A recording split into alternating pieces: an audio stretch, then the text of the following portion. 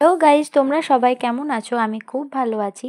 আজকে দেখাবো আমার শ্বশুরমশাইয়ের হাতের রান্না, আর তিনি কত ভালো ভ্লগ করেন। একবার তোমরা দেখো। এই চিকেন করছি, কোন পেঁয়াজ না? লুচি বানালাম, আমার বৌমা এসছে। আমার গিন্নি এখন মশলা পেস্ট করবে। আমার ছোট মেয়ে পড়াশোনা করছে, কই করছো? ও এখন বাইরে একটু ঘুরে বেড়াচ্ছে। আর আমি এই রুটি করছি, রুটির পরে এখন এরপর চিকেন হবে। আচ্ছা, তারপরে ওই সাড়ে দশটা, সাড়ে দশটার মধ্যে মোটামুটি খাওয়া দাওয়া হবে। ঠিক আছে, একদম দারুণ ব্লগার হবেন আপনি। কেমন লাগলো বাবার ভ্লগ কমেন্ট বক্সে জানাবে।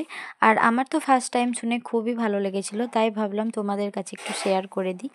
তো তারপরে শুরু করে দিয়েছিল বাবা চিকেন রান্না। বাবা চিকেনটা খুব ভালো বানায়।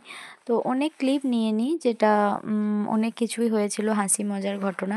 এটা হচ্ছে আমার ছোট ননদ, ও একদম ক্যামেরার সামনে আসতে চায় না। তো গল্প করতে করতে চিকেন রান্না হয়ে গেছে। আর সেদিন ডিনারে হয়েছিল হচ্ছে লুচি আর চিকেন কষা।